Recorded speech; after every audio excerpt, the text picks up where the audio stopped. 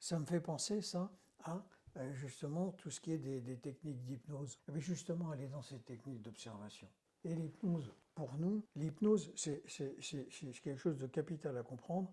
L'hypnose n'est pas une thérapie en elle-même. Ça, c'est très clair.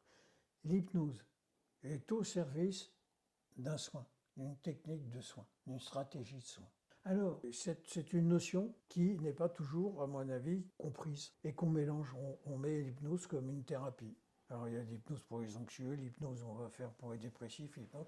Pour nous, ce qui est une absurdité absolument totale. L'hypnose n'est pas, on ne peut pas la considérer comme une thérapie. Je prends un autre exemple. C'était mardi dernier, j'allais chez mon dentiste. J'ai l'habitude, je dis, puisque ça sert pour les autres, ça pourrait peut-être me servir pour moi. Alors qu'est-ce que je fais? Je me mets dans mon imaginaire, je fais d'autres choses, puis lui, ben, il fait son travail. Il n'y a pas marqué sur sa plaque hypnodentiste. Lui, il est chirurgien dentiste. Chacun son job. Et moi, j'ai pris mon autonomie. Je dis, je préfère avoir pensé à d'autres choses pendant ce qu'il fait son truc que d'avoir des piqûres qui me mettent la tête, les joues en carton-pâte et que je me mords 4 fois la langue après. Et là, rien. Mais si je me mets en état d'hypnose, si le dentiste ne fait pas son travail, mais il ne se passe rien. Il se passe juste un moment de bien-être, de relaxation, de détente, d'imaginaire, mais il ne se passe rien pour le soin. L'important, c'est le soin. Et en psychothérapie, c'est la même chose. Il y a des techniques. On va voir justement d'un point de vue, Jacques parlait des thérapies orientées solutions tout à l'heure, thérapie stratégique, thérapie narrative, etc. Il y a tout ce qu'il faut. Il y a des pistes. Il faut savoir traiter quelqu'un d'anxieux, un TOC, une phobie, etc. Une dépression. Et utiliser l'hypnose pour ça. Et en thérapie, c'est la même chose. Alors on veut faire l'hypnose maintenant de soins, puis l'hypnose thérapeutique de psychothérapie. À mon avis, c'est une espèce d'illusion, une espèce d'incompréhension de ce qu'est l'hypnose. L'hypnose, c'est observer ce que l'autre observe, par quoi il est intéressé, il est déjà dans son état d'hypnose naturel quand ils viennent nous voir. Il suffit de s'intéresser, regarder ensemble dans la même direction, dirait Saint-Exupéry. C'est d'abord cette observation. Et quand on a vu que les personnes sont déjà en état d'hypnose, c'est vraiment pas la peine de faire des inductions compliquées ou des techniques. Il faudrait préciser ça, s'il vous plaît, parce que même entre personnes formées, même entre enseignants de l'hypnose, on n'est pas toujours d'accord pour les définitions. Et notamment, il y en a qui croient vraiment à ce qu'ils croient. Alors, pourriez-vous nous dire ce à quoi vous croyez sans trop y croire sur ce que c'est que l'hypnose? Voilà, je prends un exemple.